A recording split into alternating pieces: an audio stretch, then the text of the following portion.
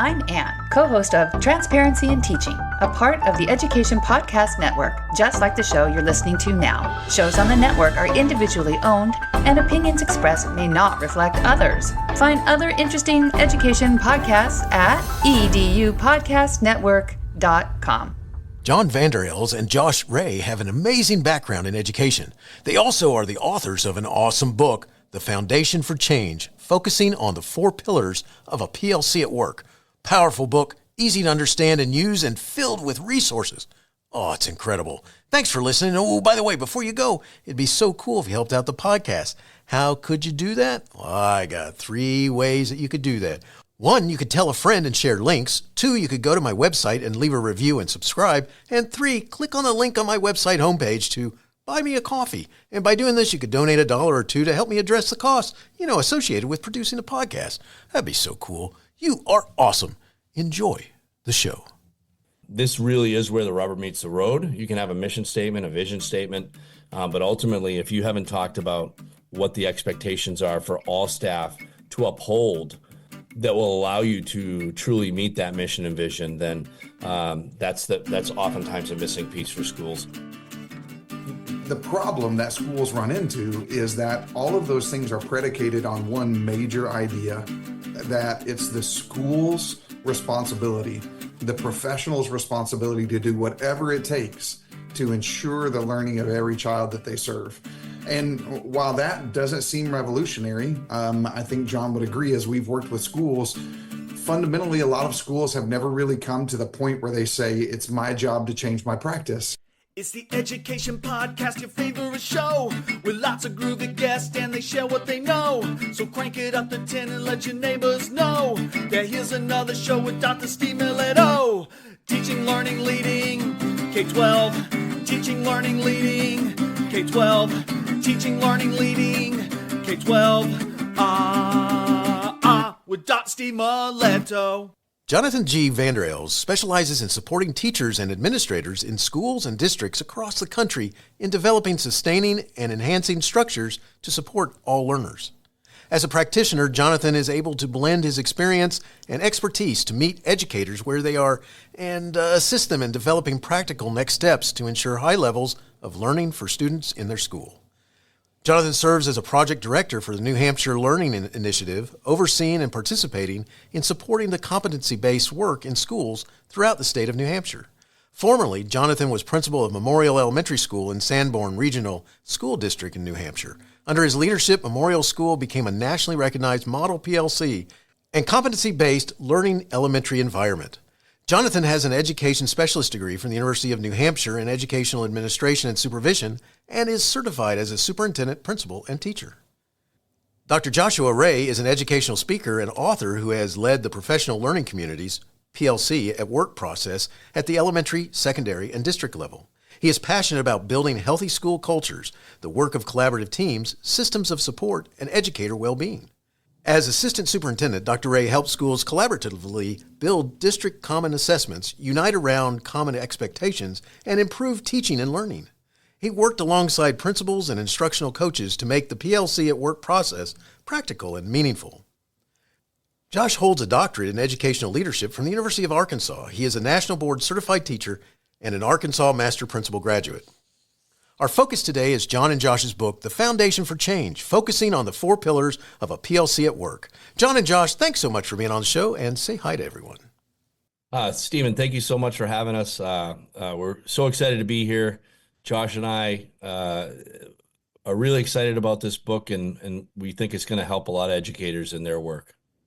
Yeah, Steve, great to be here. Thanks so much for having us. We're honored and always love to talk about the work that we've done together and get to share with other people around the country.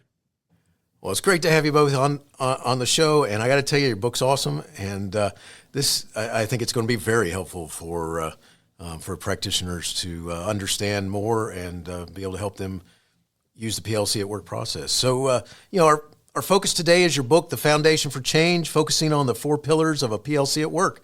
Could you start by explaining what a PLC at work is?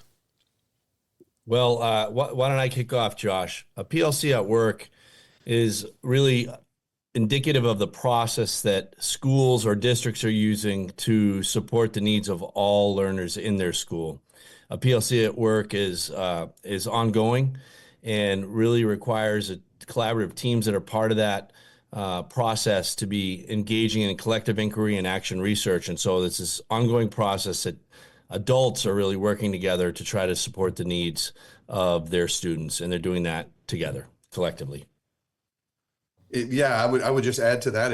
It's a structuring of a school and a process where the school realizes that collaboration is the foundation for success, that they focus on collaboration, that they work towards results and success in their processes, and that overall this goal of them working together towards those results helps them to be successful in ways that they never could individually.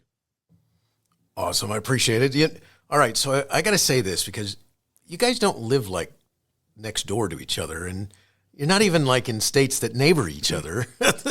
So what inspired the two of you to write the Foundation for Change? And I got to say this. I mean, first of all, it's one thing to have an idea, but you made the idea into a book.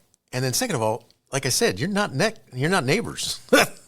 Yeah, so Steve, I want to take the first crack at this because John will be too nice and polite to me if I don't jump in first. So I was a elementary principal in Arkansas who had the chance through a grant to partner with Solution Tree in leading our school in this work. And one of the greatest professional things to ever happen to me was they sent this guy from New Hampshire named John Vander Els to come and work with our school. We became fast friends and just respect each other as men and as practitioners and professionals. But the idea behind this book, if I'm being really transparent, came from just how awful I was at this initially as a principal. And when we started this process, I was how I envision many other leaders and teachers are, hey, let's just get to the good stuff, right? Like we don't want to deal with all of these cultural foundational pieces. We just want to get to the four critical questions and let's get to the assessments and the interventions. And thankfully, I had the wisdom of my co-author to pull back the reins on me and to really help me to see how important that foundation was and the success that would come later. And so as we went through that process, John and I many times saw in our school and in his experience and all the other schools he had worked with that schools so easily skip this all-important step only to find out down the road that they're missing the foundation for the new change that they're doing. And so that was, from my perspective, why this book was so important. And I wrote it to the early me that I wish I had all of these things, that someone could have grabbed me by the neck and said, slow down, dummy, and knock these things out, because if you don't, you're going to wish you had down the line. Yeah. And listen, like when I went in to meet with Josh and his assistant principal, Faith Short, for the first time, we were doing it virtually, obviously, because of distance, but just setting up that time to come down. And I had become much more attuned at that point to the kind of the mindsets and the cultural kind of components that are so critically important in change. And a lot of that stemmed from my role as a principal and kind of learning the hard way, as we all do, but then really starting to see these same kind of correlations, these same threads that were happening in the schools that I was supporting all over the country. And Josh and I spent a lot of time in our 4 years together, working together at his school, really talking about this particular piece. And the first thing we did was write that blog, a blog about it. And that became really the impetus for there's more here, and this can help schools, we believe. And so we started to try to work together to do that. But, as Josh said, like, we are great friends. And this has been so much fun to be able to go through this process together and to be able to, put something together that we think is really going to help people. That is awesome. So very cool. I appreciate you guys explaining that. I just think it's funny because I'm like, well, there's a lot of distance right there. So yeah. Very cool. It's a good thing for the for Zoom and the ability to connect in other ways, because we really had to do a lot of that. Yeah, no doubt. It is amazing how much this technology and its accessibility has made connections and, collaborative work activities and stuff so possible. Even though people make fun of it, it's still, Yeah. oh my gosh, man. Yeah. That's so true. And by the way, we're not sponsored by Zoom, but hey, Zoom, anytime, I'd love to have you. Anyway. All right. So let's start getting into the PLC at work. You focus on 4 pillars of a PLC at work. Can you talk about what those are?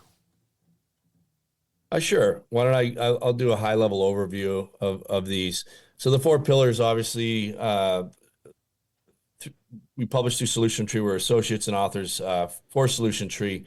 The PLC at work process is specific to Solution Tree, and really the work that the Dufours started out with Bob Aker, and the 4 pillars, and as the title of our book suggests, are foundational to this work. So they're often very much boxes that schools have checked, and they kind of move on to different things. But let's start with the mission. The mission answers the question of why we exist.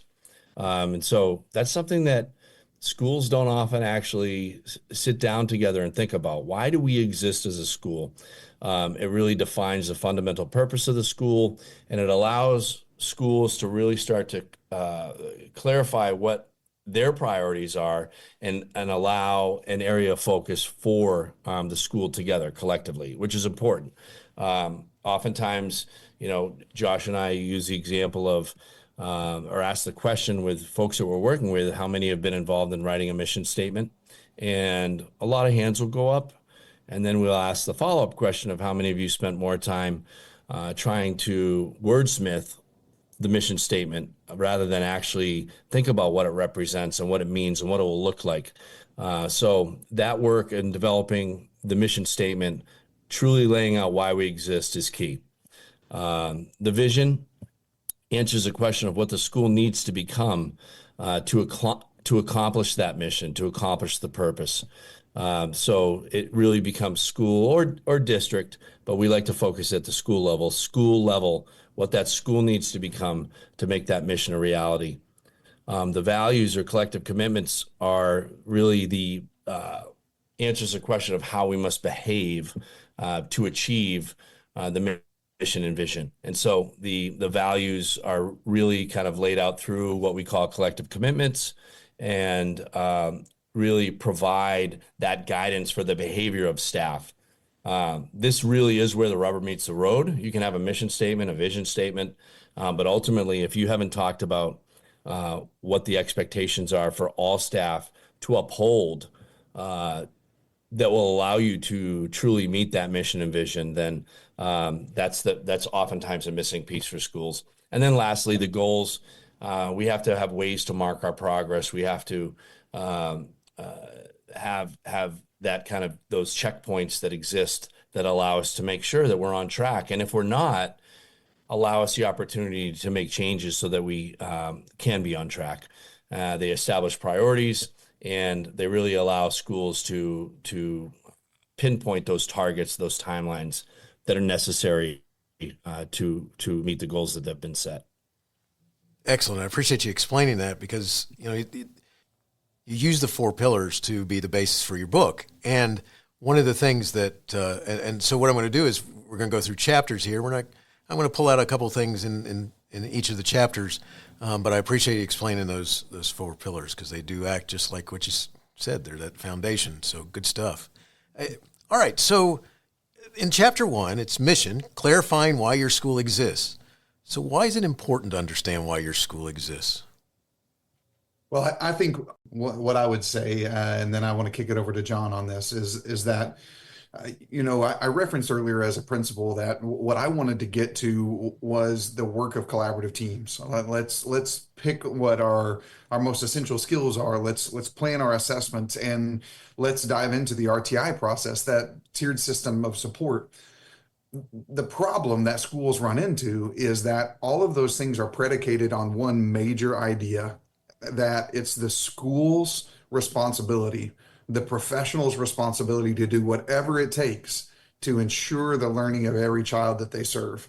And while that doesn't seem revolutionary, I think John would agree, as we've worked with schools, fundamentally, a lot of schools have never really come to the point where they say, it's my job to change my practice. And what that looks like a lot of times is, teachers have their favorite lessons or their curriculum or their hard laminated lesson plan from the Reagan administration that I keep in the top drawer of my filing cabinet that I go back to. I poke fun at it, but it's lots of reasons that teachers, it's what they're comfortable with, what they're confident in, what they've seen results in the past. But we get this idea sometimes that it's my job to teach and it's the kid's job to learn. And until we wrestle with our fundamental purpose and what our role is as a school, all those functional elements of this PLC at work process, they're going to fall short because we've never come to terms with the idea that we're committing as a school that we'll do whatever it takes as adults to ensure success for kids. Yeah, and I would just add in here, like these are tough conversations that the staff has to have, because you're very importantly trying to develop a collective mindset, right? That it's not up to one person or even just a few people to make the change happen. Everybody has to be part of that. And you answer that question, why we exist as a school, it makes you dig deep. I'm going to share an example of, like, in our school, one of the very first things we did when we started to come together around this work was I had a question up on that I wanted teams to actually grapple with. And it was, do we believe that all students can learn at high levels, right? And it's a belief system. And so nobody in our school said no, but there were a number of folks who said yes, but. And the yes, buts were what we were really trying to tackle, right? And they started to talk about things that students might be coming into school with, right? It could have been their home life, just difficulties that they were having specific to learning, identifications that they might have. So all of a sudden these things started to crop up, and we had to really tackle each one of them and say, like, if we believe that all students can learn at high levels, and we're not going to make excuses, and we're going to do everything in our power to make sure that happens. And so there's a shift that has to happen there, right? That's mission statements help define that and what the beliefs are and why we do exist. But then also we have to hold each other accountable to that, ourselves and each other. And so without having those conversations, those components are never lifted up. And when they're not lifted up, they can stay hidden, or they can just be things that continue to be swept under the rug. So powerful. It's just having a conversation about why we exist in itself. I mean, I wonder how many places have never even thought to have that discussion. So, Sure. Also in chapter 1, you discuss the role a guiding coalition plays. Could you share a little bit about this and why it's important? Yeah, Stephen, thank you. I'll kick this one off, and then, boy, Josh worked really hard at this in his school, so I can't wait to hear what he says about it. But we know that, and some of these things we kind of just fell into because it seemed to make sense to us as leaders, but we know that change can't happen without a number of very, very committed people who are willing to do their part in moving that along and help hold each other accountable. So our colleague, Bill Hall, from Solution Tree, wrote this amazing book, Powerful Guiding Coalitions, right? And that really synthesized a lot of what we knew to be true in our schools, but really amplified the importance of a team of teachers and administrators together who were figuring this work out together and helping to move it forward. So it doesn't just fall on the shoulders of one or two people, that there's a collective sense of ownership of this work, and that the pathway that the school takes is really determined by this team, this guiding coalition.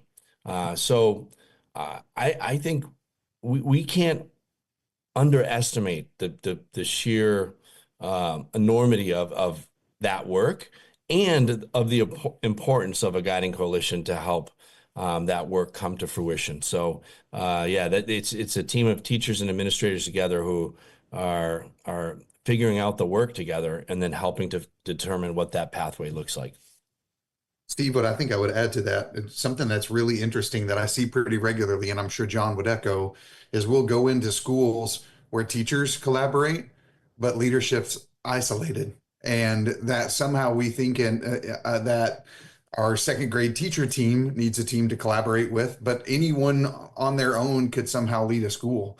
And so the idea behind a guiding coalition recognizes that leadership is bigger than any individual person, but it also, from the perspective of a leader, you recognize that there are people in our school that have influence that I never will. As long as I sit behind this desk with principal on the nameplate, there are things that other people can say or influence in ways that I won't necessarily be able to. And so being able to share that helps us to grow our leadership in a school. And it also gives us a team of people that, and I always make the connection to being a first year teacher, right? We want this guiding coalition to be one page ahead in the book than the teacher teams. We want them to learn this process and be just enough ahead so that we can anticipate and help teachers be successful as we're leading this process throughout the school. Excellent. I love this. This is, you just see it coming together and how, a well-focused group of people working together can make a difference. So, one of the things that I want to make sure that I say is that throughout the book, you have included lots of reproducibles, which makes it so practical. One of my favorite reproducibles is in chapter 1, and it says, "Who are we now and who do we want to be?" This is awesome. What a cool, first of all, it's reproducible. So it's not, you can use it. So, and there's all kinds of other stuff that's awesome, but this one just really spoke to me. And I was just wondering if you could, talk about how the reproducibles can help the school leader drive change. So I think part of what we are trying to do early on in the book, and specifically in this reproducible, is to help people look in the mirror, to help schools look in the mirror, and to get an idea that I think it's safe to say that all educators and educational institutions want kids to be successful, and we go to great efforts to do that. And we've made these choices to do that, to take careers where we'll never make enough money and we never have the recognition of other jobs. But there are also things that end up creeping into school cultures that, if we really do believe all kids can learn, the language that we use when we talk about kids, the way that we handle our scheduling, the way that we handle our instruction, there are things that we may or may not recognize stand in the way of that. So we wanted early in the book for the reader to have a chance with that guiding coalition, with a group of people that's representative in their school, to sit down and say, okay, here's our current reality. Here's where we want to be. And how do we, and we'll talk about this in a little bit, through those collective commitments, how do we cross that knowing doing gap? How do we get from what we know we should be doing to the habits that we're actually doing on a daily basis? And so that tool early in the book is meant to kind of lay the foundation for that going forward. And I would just add here, again, we found that activities and things that really kind of we could talk about it all day, Stephen, right? We can talk about these things, but activities that bring it to life, those have a lasting impact. And this particular one is, just to give the background, is developed off of an activity that the DeFores created back in 2002. It was entitled "All Kids Can Learn." Okay. And so we wanted to kind of expand upon that idea specific to mission and why we exist. And so that activity adapted from basically that there are different schools of thought, so to speak, and the belief systems in schools oftentimes aren't aligned with where we're trying to go. And so the different schools that are outlined there, there's a school that success is based off of aptitude. That's the belief system of the staff. There's a school system that the success of kids is based off of effort. And then one that there's a combination of aptitude and effort. And then the last one really is around the belief that as adults, we can affect positively how our kids do and what they're capable of. And so that really gets to culture and environment, right? And so, and the collective efficacy piece. So the shared belief that together we can impact students in their learning, right? And so it is a very, very powerful activity to do as a staff, and can help to frame really, how the staff moves forward together. Because and Josh and I, in our experience, like we found that most educators, a very, very high percentage, we want the same things for kids, right? We want to help kids be successful. If we were to boil it all down, that's what we're trying to do. There are a lot of things that get in the way of us being able to do that most successfully, but ultimately that's what we're after. And so if we can singularly like focus on that together and just try to keep the noise out as best we can, and to work together to make that the reality, great things happen. And so oftentimes it just takes an activity like that to refocus, quite honestly, and then to go back to remember the school we're trying to be, right? And it becomes like a yep, you're right. Like we can do this, right? We got to keep pushing. This is awesome. So the first pillar that's in first chapter is mission. And so the second chapter is on pillar 2, which is vision. And in this chapter, vision, making the school you want to become a reality. And I think one of the things I have to say about this is that it really makes you think, not only do we not sometimes think about who we are as a school or who, why we exist or something like this, have we stopped to think about where we're trying to get to, or what if we had the perfect world, this is what that school would look like. In this chapter, this is noted: to create an inclusive vision, a school must first begin with an inclusive team. Can you talk about that? Yeah, and I'll approach it again from having been a principal myself. I think what ends up happening, if we go back to that guiding coalition conversation, leaders, even as they form those teams, they form them out of people that only represent part of the school. And I have to say, from the perspective of a guy who was a former band director, right? There were lots of things that were happening in the school where I felt like I was an island unto myself, that I didn't really know where the school was going.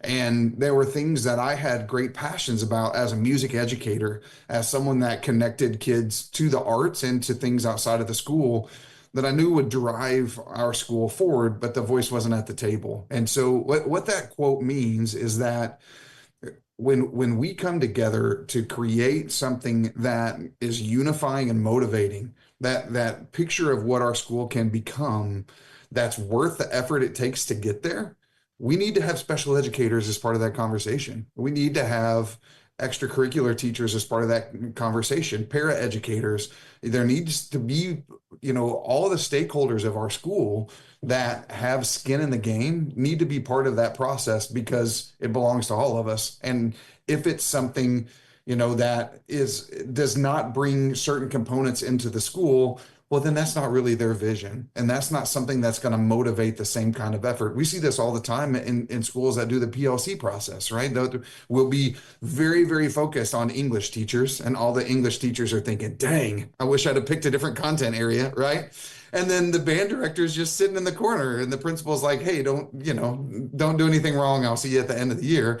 I have no skin in the game if I'm that band director. So how do we bring a group of people together that are going to collectively set what we want our school to become in a way that's going to matter to everyone, because we all represent different kids and different lives that we touch in the school individually and collectively. And yet we all have the same interests at heart, right? And finding that commonality across a spectrum of a school is really, really important. And so you have to have a representative body that allows you to do that. Now, here's something I'll just add to this, because this is the reality. Oftentimes, leaders in schools will pull the people together with the administration that they know are going to support what they want. And that's not what we're talking about here. An inclusive team, I found that some of the best conversations I was involved in as a principal were ones that pushed my thinking to places that I wouldn't go there, right? And I got to a point where I actually seek that out. So our guiding coalition was comprised of people that felt very comfortable saying, have you thought about this, right? And I'd actually go to them at times and say, here's how I'm thinking about this specific situation. What am I missing, right? What can you think of? People have no problem sharing that, especially if they feel like they're in a safe environment to do so. But we don't have the perspective of people who are in very unique roles in schools, and we have to make sure we're bringing that into consideration. So related arts folks in schools, special educators, oftentimes they feel like they're left out of the PLC process. And so it's critically important that they're not only a part of the process, but a critical component of the process, that their voice is valued, and that their input is leaned into rather than discarded as sometimes happens. That's such a great point, John. And I think it's worth reiterating. You want the people that are going to ask the tough questions, right? Because as a leader, we all have blind spots, and you want those people that are going to help illuminate those. I'm so glad you brought that up, John. That's right on. Well, that's so powerful. And I have to kind of go back just to that whole thing about, and you band director, you do band stuff, all right? Or whatever the singleton is that might be in that school or something like that. It's like, why not bring everyone together? I mean, it's like, and the reason why not, I would think, is that that's difficult. Yes. Got it. It's, yeah. So, good stuff. All right. So in chapter 3, it's, the chapter's titled Collective Commitments. I like this chapter. I mean, what are collective commitments and why are they important? Well, let me start up on that. I kind of given the overview of the values, right? It's the third pillar and the 4 pillars.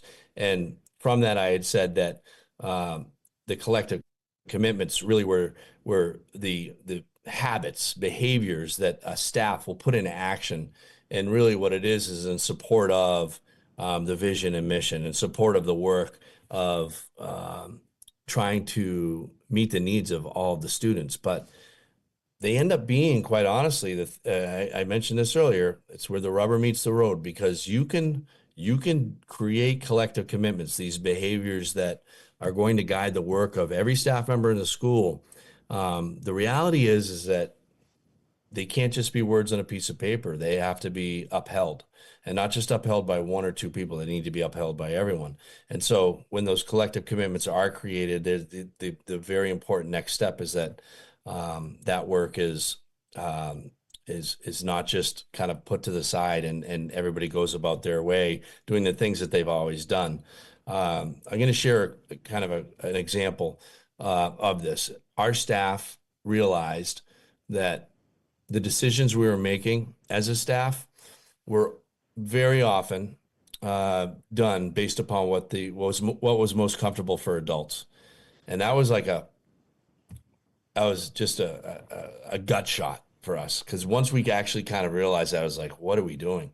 So one of our very first collective commitment was that all decisions, to the best of our ability, would be made based upon what's best for our kids, what's best for students.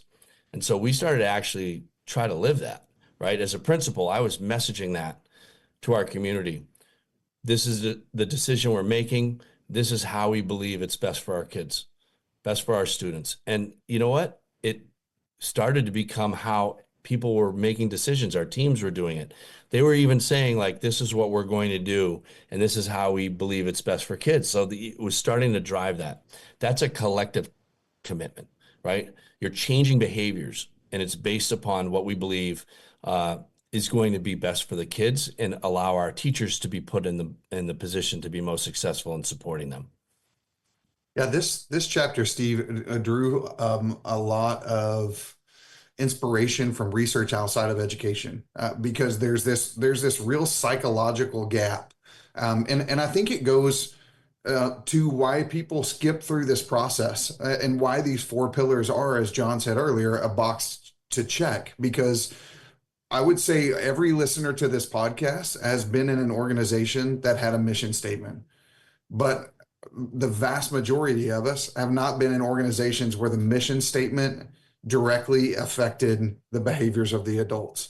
And so our ability to say, because we believe this, we will behave this way, that subtle difference is what takes something from a cheesy mission statement that, like John referenced earlier, we wordsmith and hung on the wall somewhere, to this is something that's actually driving us to change.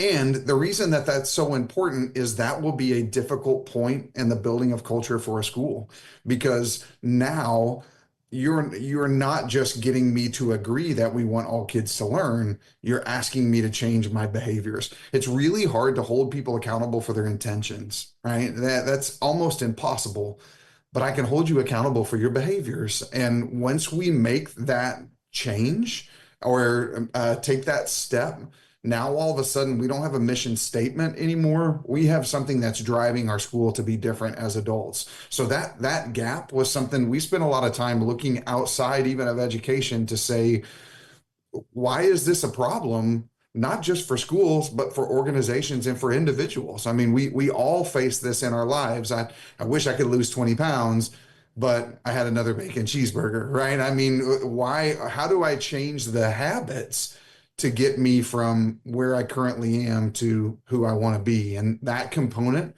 when skipped, is why mission statements feel so cheesy and like a waste of time. Gotcha. One of the things that this just seems like an appropriate place to ask this is that, I wonder how many people you've run into that might say something like, "Oh, yeah, PLC, we did that." You know what? It's like, you did that? What do you mean you did that? And that's because it's just an interesting aspect of thinking that it's just like you said, a checkbox. And it's like, no, I think it's a little more complicated than that. Well, some of our colleagues talk about something called PLC Light, and essentially what it is that we go through the motions of some of the actions of what collaborative teams do. But to me, at the very root of what causes PLC Light, or I remember when we did that, or we have PLCs and then we go do our day job, is that schools never come to terms with, wow, you're asking me to change how I behave and believe. That's a whole different level of change. And quite honestly, a lot of schools and organizations aren't willing to dig into that level of change. And so until you wrestle with that, then everything that comes after it is going to be cheaper, and you run the risk that you fall into that category of, oh yeah, I remember when we did that a few years ago, because it doesn't actually cause substantive change in the way that you believe and behave as adults. And it takes very, very strong leadership to move this work forward, because the reality is there are those in systems that wonder, and sometimes rightfully so, because this is what their experience has been. But when will this go away, or have the mindset of this too shall pass, right? It becomes seen as an initiative, and they are just waiting for leadership to change or whatever else. So it is difficult, and hence the need for others to be a part of it, the guiding coalition, and to really try to move the work forward, and to understand, like at an intrinsic level, like why is this important? And it comes back to all kids deserve everyone in their corner to help them be most successful. And that's what PLC ultimately is about. Unfortunately, the term has, been misused. So teachers will say we have PLC time, but they've never been given support on what that time should look like and how they can be most effective with that time. Or they don't have time at all, but they're told to go do PLC, right? They need time to collaborate. So they're just, when we go into schools to help them in their work, these are the types of things, we're looking at the technical pieces, the structural pieces that exist, but also the mindsets. And ignoring either of those is going to create problems, more problems. And that's something that we're both really proud of in this book, is that we set guiding coalitions and leaders up to, we have a colleague, Mike Mattis, that says, if it's predictable, it's preventable. And we try from this cultural and psychological component to set the reader in a place to say, I can see where people are going to struggle with this, and I can predict it and I can prevent it. I know how to support them through a lens of empathy, because it makes sense that teachers that grew up in this traditional educational system are going to wrestle with this, or this. And so I think that one of the strengths of the book is that it respects and it values the feelings of people that struggle with this change, but it also gives leaders and leadership teams the ability, through the lens of empathy, to support people to grow and get better as an organization. So powerful. Just so powerful. So chapter 4, the fourth pillar, introduces us to SMART goals. So what importance does the SMART goal play in helping the school pursue that change? Well, we said earlier, we have to have a way to monitor progress, right? The third big idea in a PLC is a focus on results, and we seek information, right? And so SMART goals aren't new, right? However, we think that they've been misused or underutilized. So the process that we really lay out to folks is that, yes, there are different types of data and information that's coming into play, every single day. In schools, we've tended to focus on the more standardized type information. Yet when we talk to teachers and ask them what gives them the best information about where their kids are, they don't point to that. They point to the day-to-day collection of evidence that they're engaged in.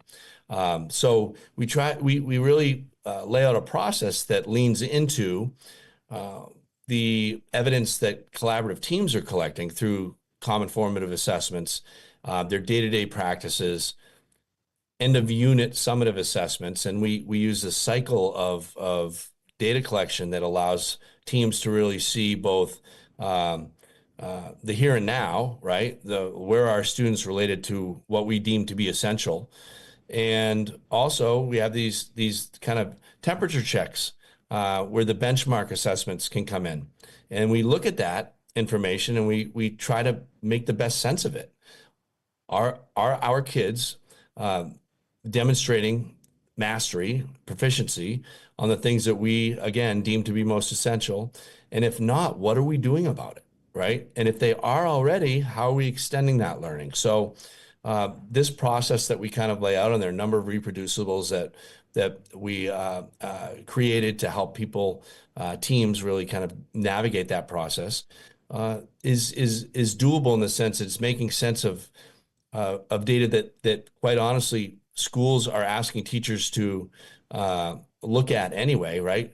They have to administer multiple kind of district or state assessments. And if that has to happen, like, okay, let's figure out a way to use these that's going to be beneficial for us as teams. And let's balance that, very importantly, with the day-to-day evidence collection that's happening. That's the missing piece, is people forget about that, even though that's the thing that's going to, the teachers are going to point to say that this is the best evidence that we have. Yeah, and Steve, I would say kind of along the same lines as what we talked about with the collective commitments. We present in the book that the mission is the goal of what we want to become. The collective commitments are the granular steps we take through our behaviors to change that. And the same with the vision, that if we want to become this school, the goals are like the breadcrumb trail that gets us there. And so many times schools will only write goals for the end game, right? We want to be this school 12 months from now, and we write those goals in August, put them somewhere, forget that we wrote them, and then somewhere that next summer frantically try to dig them back up.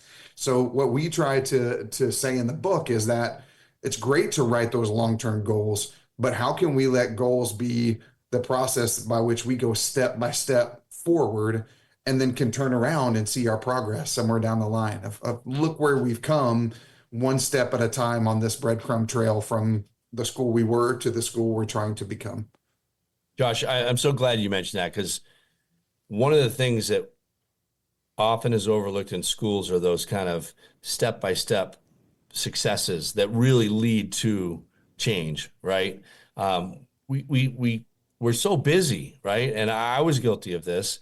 You're always thinking about that next thing, but we have to take a moment to stop and celebrate like those little kind of proof points that are happening on teams. It might be in classrooms, on teams, in the school as a whole, that really will build momentum. And this is one way to do that as well. Oh my gosh, this is awesome. You guys got me. This is cool stuff. Powerful. I love this conversation, and we're coming to the end. And one of the things that I got to talk about here is that toward the end of the Foundation for Change, this is said. Ultimately, this work is about teachers and students. Teachers deserve to work in strong, collaborative teams that support them in their work. Students deserve to experience the shared expertise of a team of people committed to and mutually accountable for their success. Can you talk about that? Yeah, I think it goes back to when we were talking about the mission. The whole PLC process is built on the idea that the adults get better to ensure learning for their kids. But the problem with that, and the reason that we collaborate in a PLC, is it doesn't matter how talented you are, you'll never be enough for every kid that you serve. So one of the things that is so fundamental is that if teachers are going to accomplish what we would all want for our own children or for children that we love, if teachers are going to accomplish that, it's not fair to ask them to do that individually. They need a posse, right? They need a team of people that can be shoulder to shoulder with them so that they can create the kind of learning environment that I'll speak for myself. I want my boys to be part of. And that's part of, for me personally, so much of the passion behind this book, because as John and I were doing this work, and as we were wrestling specifically in my campus with some of these beliefs and adult behaviors, the reason it was worth the challenge to push through was because my son was in that school. And I knew that the beliefs and the behaviors of those adults would lay the foundation for the rest of his educational life. And I think when we think of it through that lens, what's good enough for my own child, but also how do we set the teachers up to be successful at trying to accomplish that goal that is impossible for any teacher on their own? That was the thought process behind that quote. Yeah, that's so true. I watched Josh grapple with this, right? And knowing like what we want for our own kids, we should want for all kids. And Josh was living that, right? And I think I would just add one quick thing to this. There are those who are more comfortable working in isolation, and we can't have that. To do the work that we're talking about and to do it well, we have to work together, right? But there are some who would prefer to keep their door closed and do what they do. And some folks would argue that they'd say things like, look at my scores, like I'm being successful. My response to that is, then you have an obligation to share what you're doing so that others can be as successful, if that's going to be the lens that the direction they take. So it is about supporting teachers in teams. And once anybody's experienced that, they can't go back, right? I've never met anybody who's experienced true collaboration and said, I don't want to do that anymore. That's right? absolutely right. And kids will benefit, teachers will benefit, and we'll just be in a better place. Okay, now this is where the mic drops, right? Because oh my gosh, that was powerful. I love this because you're so right. I mean, I've had my own experience where you work in a team environment and it's like, what was my problem before, man? This is the way it's supposed to be, and you see the kids respond the same way, which is, that whole comment about experiencing the expertise brought together. It's like, they understand it too. It's like, ooh, there's some brain power at work here, man. And I love it. This is awesome. Your book is incredible. John and Josh, where can our listeners find additional information, connect, and learn more? Well, I think the first thing I would say is solutiontree.com has incredible information. Josh and I are blessed and privileged and humbled to be able to work with the folks that we do at Solution Tree. The resources that we glean from our colleagues are immeasurable in the impact that they've had on us. So I'd say direct people there. On a personal level, I'm on LinkedIn, Jonathan Vander Els. I welcome people to connect that way. And then also, I mean, my email address, this is kind of a cool thing about the work that we do, is that, you know, I have folks, I know Josh does too, that will reach out years after we're having worked together with a question or looking for a specific resource. And it's just simply my name, John Vander Els. So JONVANDERELS at gmail.com. And happy to assist folks that way as well. Yeah, Steve, I would add one resource that a lot of people don't know about is allthingsplc.info. The great thing about that, if you're a listener to this podcast and you think this might be something that could help your school, all the reproducibles in the book are available for free through that website that Solution Tree makes available. So you can go out and get some of those things, put them at work, and see how you can help your school. I'm trying to do better about social media. My wife is helping me. So I'm on Instagram, LinkedIn, and X. You can find me, Josh Ray Consulting, in any of those places. And my email is jray711@gmail.com. 711 is my birthday. So for any listeners that want to send something my way for my birthday, now you have my birthday. And Steve, I just want to echo, man, we're so honored to be here. We're honored to have the chance to share these resources and to help people with this work and the things that Solution Tree has invested in us, that we've invested in one another, and to see this help kids that we've served. It's an honor to be able to multiply that for teachers and students that we may never get the chance to meet, but we're honored to have the chance to help. Well, I'm honored to have you guys on the show, and your book is amazing, and the conversation's been just incredible. So greatly appreciated. And as we're getting ready to finish up, I got one last question to ask you both, and it's just a thoughtful question. Don't know if you ever thought about it or not, but here we go. Do either of you have a teacher in your past who made a difference in your life? If so, who was it, and what would you say if given the chance to say thank you? Well, like right away, I'm gonna give a personal answer and a professional answer. Okay, my personal answer is going to be first. I come from a family of educators.